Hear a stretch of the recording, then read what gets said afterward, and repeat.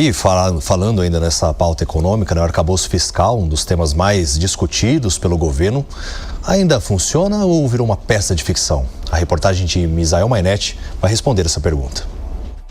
A governança fiscal de Lula passa por nova avaliação.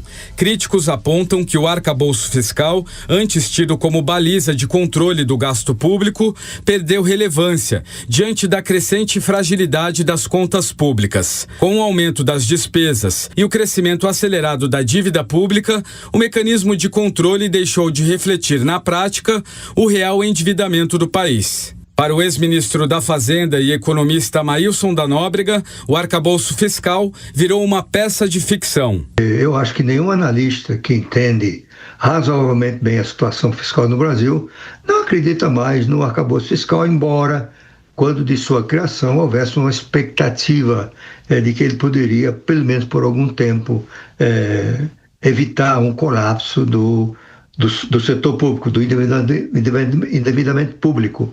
E o que se vê é a crescente deterioração dessa regra fiscal. Maílson da Nóbrega chama de processo deletério o vínculo de recursos a gastos e cita como exemplo o anúncio do ministro da Justiça e Segurança Pública, Ricardo Lewandowski. O ministro da Justiça e Segurança está trabalhando para criar mais uma vinculação de recursos a um determinado segmento, que é a segurança. O relator do projeto que trata dessa questão de segurança no Congresso, o senador Vieira, né?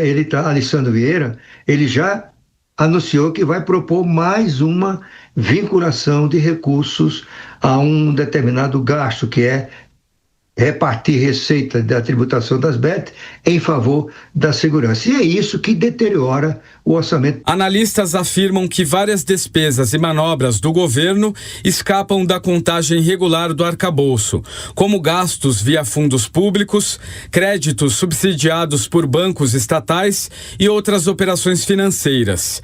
Mesmo com a arrecadação crescendo, esses custos extras elevaram significativamente a dívida pública. O ex-ministro ainda cita estudos que demonstram que em 2027, 100% do espaço fiscal vai ser ocupado para o gasto obrigatório.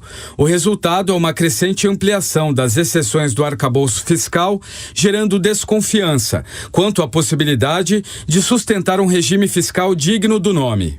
A rigidez orçamentária no Brasil, isto é, a quantidade de gastos que tem aplicação obrigatória, deve ser inédita no mundo. 96% dos gastos primários do governo federal tem a ver com previdência, pessoal, saúde, educação, programas sociais e investimentos agora no governo Lula.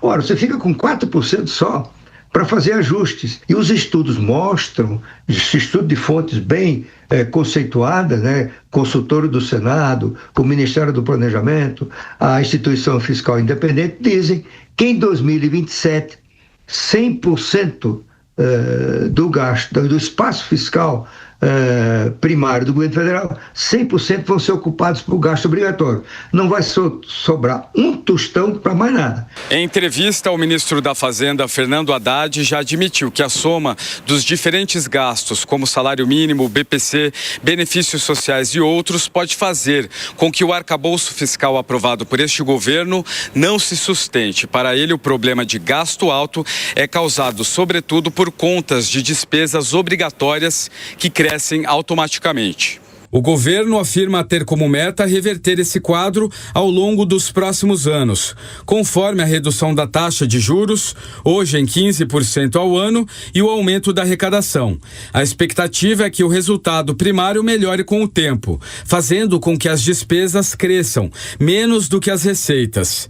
Mesmo assim, para muitos analistas, esse ajuste será insuficiente, se não vier acompanhado de controle rigoroso dos gastos públicos, de revisão das despesas estruturais e de melhor transparência fiscal. A simples readequação das metas não é vista como suficiente para conter a escalada da dívida. Rodolfo Marisa, até porque a gente falou há pouco que o orçamento, pelo menos não existe ainda uma expectativa clara de que seja aprovado nesse ano. O arcabouço fiscal da mesma forma, porque estabelece os gastos do governo, gastos esses que de fato muitas vezes extrapolam aquilo que foi estabelecido, né? Claro.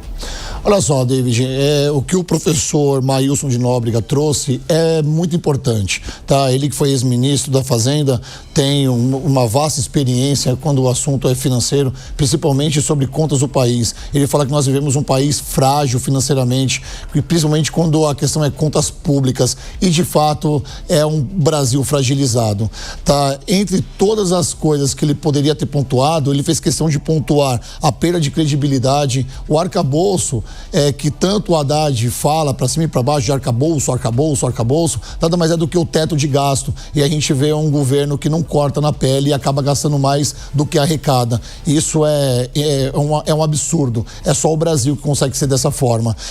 Engessamento orçamentário.